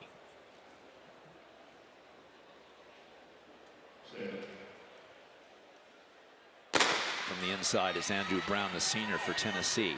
Mutez Siku of Alabama in 4. South Carolina's Josiah Rice, and on the outside, Wanye McCoy for Florida. Well, it's always interesting when you get a super fast sprinter like Wanye McCoy and you put him in the 400 meters to just see how he manages over 400-meter distance. And look how easy he looks there in 3rd position. We'll see what kind of moves he can make here on the back straight. Tennessee's Andrew Brown got the pole position, being challenged now by CQ of Alabama, who's going wide in the turn to pass him. Here comes Wanye McCoy. South Carolina with the fastest time in the country, back in 4th. Florida gets the exchange first. Justin Braun in front with Tennessee. That is Calvin Wetzel for South Carolina. Josana Dennis. And for Alabama, Tarsus Oragat. Well, Florida has such a rich history in the 4x400 meter relay. They're the teams usually that are putting up the best times, the 3 flats, the 259s throughout the season. But this year at South Carolina, I think Florida's trying to send a message right here. Don't forget about us. We're the best 4x4 team in the country. Justin Braun has built a nice little lead for the Gators. He'll have no trouble passing off first to Nicholas Spikes. For South Carolina, Devin Crumpton has a lot of work to do. Alabama, Alexander Osayemi. And for Tennessee, Harry Barton. But it is all Florida so far. Well, Justin Braun goes 44.8 and gives them the lead. Spikes has just got to keep the pressure on. No relaxation. Urgency. Florida, South Carolina, Alabama, Tennessee. South Carolina has definitely closed that gap, and he's got more.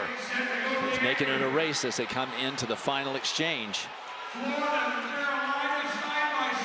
Florida passes first. Jaden Horton-Mims on anchor for the Gators. For South Carolina, Andrew Salvadon, the freshman. Salvadon's going to pass in the turn. See if he pays the price for doing that. Tennessee and Alabama have closed the gap as well. There goes South Carolina now gapping Jaden Mims Horton. Horton Mims, I should say.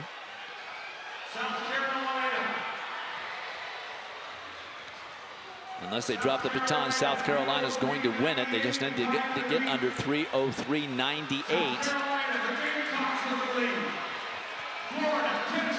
And they do it. 3:02.07 unofficially. But that's well under the established time by Arkansas. Gamecocks win the 4x400, 3:02.07, followed by Alabama at 3:03.68. But it was Samuel Ogazi that brought Alabama back from the brink. They were in last place in that last exchange.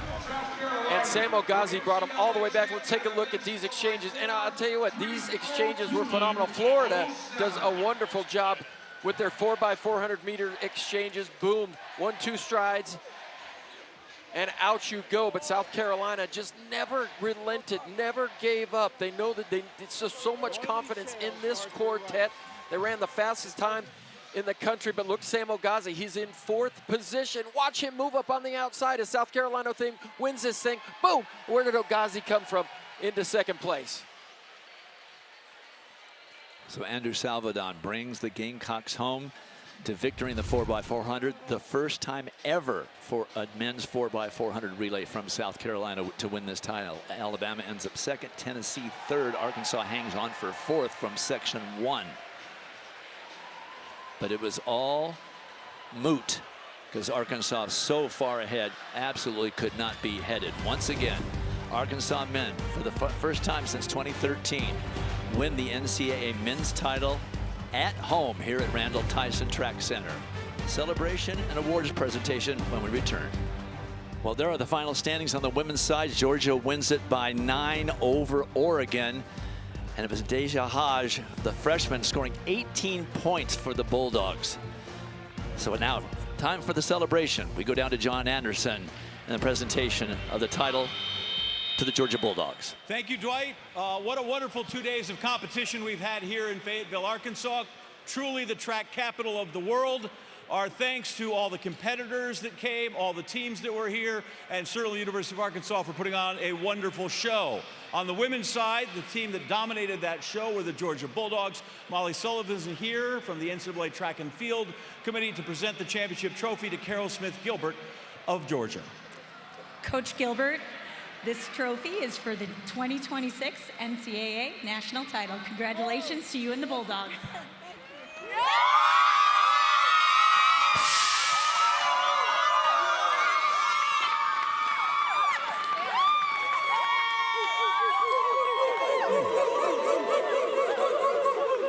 There's confetti. You must be a champ. I like confetti. Don't we all? I see fast times. I see fast marks or top marks. But what makes this team champions aside from times and distances? Well, I'm really proud of them. This year we had a lot of adversity. The weather was sort of cold in Georgia. We got beat at SEC. But we needed it, and they came back and they made a decision that they wanted to win the national championship, and nothing was going to stop us, and we all agreed it ain't over till it's over. So what was the message? What was the message over the last couple of weeks or 10 days from SEC to coming here? The message is go back and do what we've been training to do. Execute, effort, 100% every time. Don't change anything. I don't need a remix. I don't want to hear the mixtape. Don't play an underground record. I want to hear the version that they play on the radio. Mm-hmm. What's your song, by the way? Anything by Sade. Understood. We know how fast your team is. We talk about sprinters. But I noticed triple jump and shot put come up with key points for you. Can we highlight those athletes that we don't see going around the track? Oh, yes, definitely. Nina came through in the shot put big. She was third today. Sky came through as she did outside. She got 8th place. Every point at nationals counts. These are among, the best teams in the country and the best coaches in the world. So every point matters. As you know, I'm a barometer of what's hip in America. So girls, put your records on and hunker down. Georgia's the champs.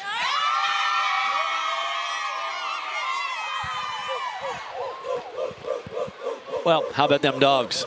We knew that they were going to be favored coming into here, but they really did execute well. The execution, Adasia Hodge in the 200, Dejanay Oakley in the 400 meters. That was a significant win for them. And you think about this is the team that won the National Outdoor Championship, and it often takes something different to win indoors than it does outdoors. Two completely different meets. So the way that this team is built collectively, and as Carol Smith Gilbert just said, the willingness of everyone to do everything and come up for their teammates when it mattered most is such a testament to just the depth and how complete this Georgia Bulldogs team is. Well, and a new outdoor facility for the Georgia Bulldogs, and I think it's based on the success that she's had over the last couple of seasons. And there you see Kayla Jackson, who's been with Coach Carroll these last 4 years, been such an integral part of that success. 21 points scored by freshmen for Coach Carroll. That means they've got a couple of years, 3 years to even improve on this.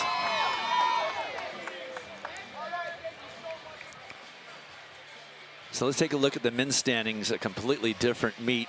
On the men's side, Arkansas just running away with it, a 33.5-point win over Oregon, with Florida another 14 points back. Just a dominating performance by the Hogs on the men's side. And we talked about it when we set up the meet, that they had the depth, they had put the people in the finals that they needed to, and those people came through for them. And one definitive moment that will always be remembered alongside this championship as a team was the moment of Tyrese Taylor and Rivaldo Marshall going 1-2 in the 800, and the scene that there was here inside the Tyson Track and Field Center. And I just talked with Coach Doug Case about that moment. He said, that was it. That was when we knew it was all coming together for us. Well, and you think about it, Lance Harder steps away. Chris Johnson steps in on the women's side. They win a national title.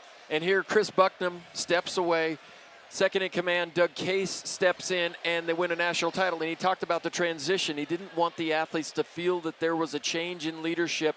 and the transition would be seamless, and it was exactly that, Lara. This was the same old Arkansas squad, tons of depth, getting points everywhere, sprints, middle distance, long distance, field events, and I don't think anything's probably going to change here at Arkansas. They are such a complete team, and excited to see that Coach Bucknam was here to watch this celebration firsthand. Well, now that we've dissected what they did, we're going to go down to the infield, and we will hear Pig Suey. It's time for an Arkansas celebration at home. Time for John.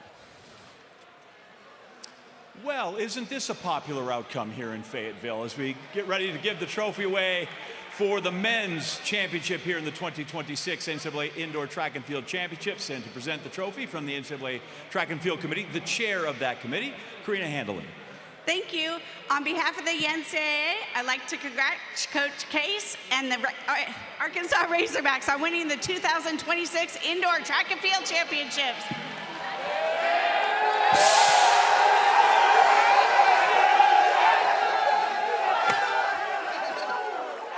All right. We've got some chaos.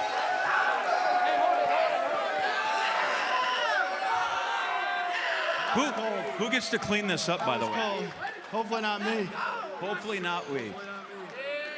The national championship is the expectations here. How do I ingrain that expectation without making it burdensome to these guys? Well, you know, I think when we recruit here, we even talk about that when we recruit. The expectations to win at all levels. And, you know, we want those guys, that type of athlete, to come in here and be part of our team. And I think we did a pretty good job. I don't know that we can make a full judgment off just the indoor season, but you're living a charmed life. Let's talk about just the performance of this team. My goodness, 11 events you're entered in, and you scored in every single. Nobody does that. Yeah, that was an awesome display of what you can do when you put your mind to it. Like I said, a great bunch of athletes. They went out there and did their jobs. And, you know, like I said, the outcome, it shows, man. They did a great job. I'm very proud of them. Last couple of years, you've come close, and you've kind of leaked points everywhere. Here, I felt like you picked them up everywhere, but the 800 finish was special. 800 was special, you know. Those guys waving at me as they went by. I was like, just run the race, you know. But tremendous finish for those two athletes. I think they really broke the meat open for us and, you know, got us really rolling and put the thing away. 52 is a big number. How do you make that distinctive and special here at Arkansas when you have that kind of collection of trophies? Well, you win another one. That's what you do. Can't you enjoy this one for 5 minutes, dude? About 5 minutes, that'll be about it. All right, towels for everybody, T-shirts, hats, and the WPS. Gang, congratulations. Well, you pretty much dissected how they got there. Overall, for me, the performance of the meet is Garrett Kaland in the 200, breaking 20 seconds indoors. That's otherworldly. I think Jacoby Tharp in the hurdles as well was a remarkable performance, and all that does is make you so excited to see what the potential is outdoors. Not that we want to get too far ahead because we're in this moment right now, but my goodness, I'm just in awe of the spectacular talent that was on display. Well, and the times just get faster every year. Just when you think, can they run any faster, and across the board in almost every single event, PRs, you know, the national records continue to be broken. But, you know, Kenyon Chola Ajayi in that 60-meter run for Auburn, very, very special for those guys. All right, that will wrap it up this year's NCAA Indoor Championships from Fayetteville, Arkansas. Congratulations to the Georgia women and the Arkansas men, as well as all the 34 individual event champions. We will see you from the SEC in May in Auburn, and the NCAA Outdoor Championships returning to Eugene, Oregon this spring. Coverage begins June 10th across ESPN platforms. For John Anderson, Dan O'Brien, Laura Overton, our great statisticians, Tom Lewis, and Rich Benoit, I'm Dwight Stones. See you outdoors, everybody.